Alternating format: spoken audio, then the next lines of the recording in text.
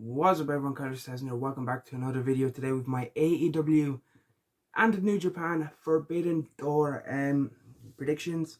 Very excited for this show. New Japan, AEW working together, two of the best companies in the world. Hopefully putting on a fantastic show. Looking at the card, there is some good stuff. Of course, some stuff has been changed around a bit due to injuries and stuff like that. So yeah, very excited for the show though. Let's not waste time in getting into it. Quickly, I do just want to say, like my AEW Double or Nothing preview and predictions. I am recording this on Friday evening before Rampage. If anything does get added, if I get time, I will put in something here, whether it's a clip or even if it's just a bit of text here. Talking again, that is only if there is stuff that gets added between now and me, like editing and uploading this video. Okay, so two matches got added to the buy-in, which I'm quickly going to cover now. First off, the Factories, QT Marshall and Aaron Solo take on Chaos's Yoshihashi and Hiroki Goto. I'm going to go with Goto and Hashi in this one. Of course, QT Marshall and Aaron Solo, they've kind of not really, just kind of been doing stuff on Dark and like bits on Rampage here and there. They're not really like main players in AEW, whereas Goto, I love him, big fan of him. Yoshihashi's alright as well, and you know, I feel like they're bigger names and I feel like it just makes sense to give them the win. Also, Swerve and Keith Lee against El Desperado and Kanemaru representing Suzuki-gun also got added, and in this one I'm going to go with Swerve and Lee. Be interesting to see Keith Lee in the ring with two junior heavyweights in Desperado and Kanemaru. But yeah, kind of similar reason. I feel like Swerve and Lee are higher up the card than Desperado and Kanemaru. Well, that being said, Desperado is the former IWGP World Heavyweight Champion, but I just feel like Lee and Swerve have big names. They're like a lot of star power behind them. I feel like that will just get them the edge in that one. So yeah, now back to the main predictions. So yeah, let's not waste time. Let's get into the predictions. Starting things off with Zack Sabre Jr. versus a mystery opponent. Of course, I believe Sabre called out Danielson on a New Japan show. Danielson then came out on Dynamite and said, well, I'm injured. I won't be at Forbidden Door. I won't be at Blood and Guts, but I have found a replacement for both of those. And we are waiting to see who that is. So we have a big surprise. Who is going... I believe he also said it is someone who currently is not with AEW. Speculation, and the names I'm seeing commonly online are Claudio Castagnoli, the former Cesaro, Johnny Gargano, and I've also seen a few people speculate Jonathan Gresham. I feel like either of them versus Zack Sabre Jr. Can be a great technical matchup. I am going to go with one of them. I know it's boring. I am going to go with one of them for my prediction, and I'm going to go with Claudio Castagnoli at Cesaro, as you liked. I feel like Claudio to AEW is something that probably will happen. Like, I'm pretty sure Claudio is someone high up that AEW would have been trying to get since his contract. I can't remember if it expired or if he was let go of his contract. But yeah, it'd be stupid if they didn't try to get Claudio. Of course, WWE massively, in my opinion, underutilized Cesaro for a number of years. He was always someone where the fans wanted him to get to that next level, but he was never really given the opportunity and the chance to. So I hope it is Claudio. I hope we can see Claudio put on Classic against Zack Sabre Jr.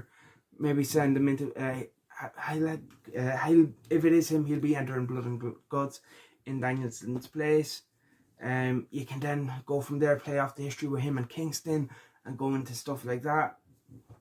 So I feel like I'm going to go with Claudio. I hope it is Claudio, and I'm going to say Claudio will get the win here in his debut. And yeah, I feel like Claudio, if it is, hopefully AEW finally give him the platform to push on to what us fans have been wanting to see from him for a number of years. Next up, 8-man tag team match. uh, Darby Allin, Shingo Takagi. Actually, I'm going to stop with that because I do believe there is a buy-in match that I forgot to mention. Let me just quickly search for it fully. I believe it is the Gun Club and Max Caster versus a couple of young lions from the LA and Japan dojo. Let me just, it's Austin Gunn, Colton Gunn, and Billy Gunn alongside Max Caster against Yuya Uemura, Alex Coughlin, the DKC, and Kevin Knight. I'm gonna go with the Gun Club and Caster to get the win here. They're going up against a couple of young lions. Kind of some of the upper young lions. I know Alex Coughlin and Yuya Uemura have been doing some good stuff. I don't really watch a lot of Strong, so my knowledge on how DKC and Kevin Knight are getting along isn't too much. But I know Alex Coughlin is someone that I've seen a lot of and like a lot of talk about. Same for Uemura. He's a name that I'm very familiar with as in terms of a young lion. But again, them being young lions, I'm just going to go give the Gun Club and Caster the win here. Yeah. So back onto what I was going to talk about. I believe it was Darby Allin, Hiromu Takahashi, Shingo Takagi, and Sting versus the Bullet Club's El Phantasmo, Hikuleo, and returning for the Bullet Club for one night, Matt and Nick Jackson, the Young Bucks. And this is actually a very interesting match. Like, the team of Hiromu, Sting, Darby, and Shingo is just, it's a wild team. And I'm going to go with that team to get the win. Sting just recently returning from injury. I feel like they'll give them the big win. Just basically off of Sting's recent return. And you can have like Hikuleo or someone take the pin for the Bullet Club. Eddie Kingston, Shota Umino, of course, Jon Moxley's young lion shooter, if you're kind of familiar with him and the stuff he's done in New Japan. Alongside Wheeler, you take on the Jericho Appreciation Society's Chris Jericho and Sammy Guevara and Minoru Suzuki. This one is very tough to call. I'm going to go with the Jericho Appreciation Society to get the win in this one. I'm going to give the heels a win leading up to Blood and Guts on Wednesday. Give the heels the win. You have Shota in there who's a young lion. You can have him take the fall as well. Have like Eddie and Wheeler kind of going at Sammy and Jericho, kind of building up to Blood and Guts. Then in the ring, Suzuki takes advantage and puts away Shota Umino or something like that. That's kind of how I see it going down, and that's what I'm predicting. Jericho Appreciation Society to get the win, to give them kind of like an advantage and like momentum going into Blood and Guts. AEW All-Atlantic Championship matchup, of course, crowning our first AEW All-Atlantic champion. Malachi Black takes on Pac, Miro, and Clark Connors. Clark Connors stepping in for the injured Tomohiro Ishii. Of course, this was originally scheduled to be Ishii. I like Clark Connors. He has a lot of potential, but you have to admit, it is a bit of a step down from Ishii. Of course, Ishii having to pull out with injuries. Like, not against Clark Connors, but going from... Like, I was excited to see, like, Miro squaring off against Ishii in the same matchup. I thought, like, that would have been a battle I would like to see. But this is a big chance for Clark Connors. It's being in there with people like Malachi, Pac, and Miro. This is a chance for him to step up, make a name for himself. I don't see him winning this matchup. I'm torn between the other three. I think there's a lot you can do. Malachi, I feel like win here can help, kind of like, I don't know, Malachi and Pac have been kind of feuding with each other. They've had stuff to do alongside that Triangle and House of Black. Do you give the belt to one of them and kind of continue them going forward? Miro recently came back from injury. I'm going to go with Miro. I don't know, there's just something where... I'm thinking Miro, He recently just came back from injury, hasn't really had much to do. There's not really like storyline going for him. Of course, as I mentioned, Black and Pac have kind of had the things with the House in Black and the Death Triangle, and maybe they continue that, maybe they go separate ways. But I don't know, just looking at this match, I'm thinking Miro, so I'm going to go Miro. AEW wins the world title. Thunder Rosa versus Toni Storm. This is a tough one. This one is a tough one. I'm not sure. Oh, I'm not sure. I'm gonna go Toni Storm. I'm gonna go. We have a new women's world champion. Thunder Rosa's had a good run. She's had some good matches. I know. I feel like Toni Storm recently coming into the company, losing in the Owen Hart tournament, and I feel like she'll get. Make more sense. Give her the win and keep the momentum going with Toni. See, I'm just leaning more towards Toni Storm here, so I'm going to go with Toni Storm. ROH and IWGP Tag Team Championships are on the line. FTR, Cash Wheeler and Dax Harwood defend the Ring of Honor belts against United Empire's Great O'Khan and Jeff Cobb, who are also putting the IWGP titles on the line. Then you have Roppongi Vice, no belts on the line, but a chance to walk out with 2 sets of gold. I love Roppongi Vice. I'm a big fan of Trent, big fan of Rocky. And as much as I want to say they'll win, I don't think they will. United Empire, I can see winning just for the IWGP belts, but I don't see them really getting the ROH belts. So that leaves us with one. Are they still the, let me just double check, are they still the AAA Tag Team Champions as well?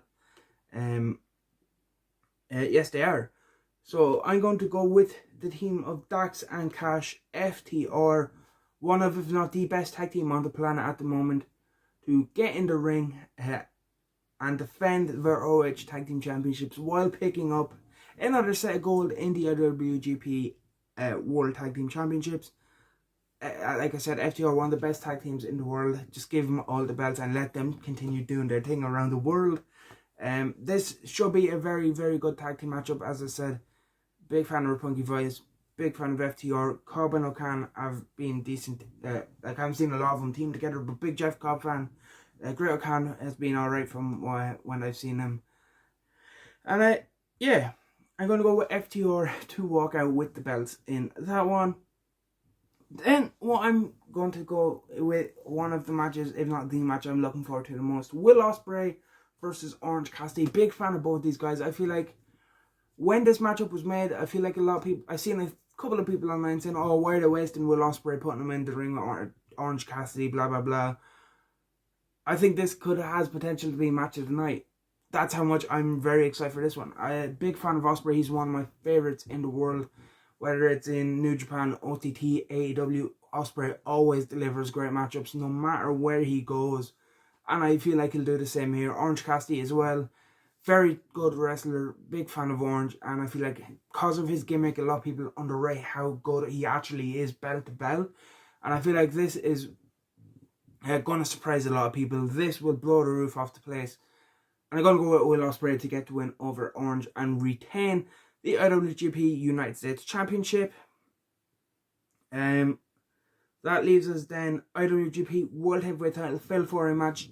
Switchblade Jay White defends against former champion Kazuchika Okada, Adam Cole, and former AEW World Champion Adam Hangman Page.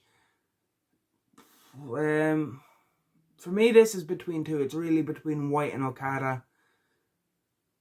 And I'm going to go with Jay White.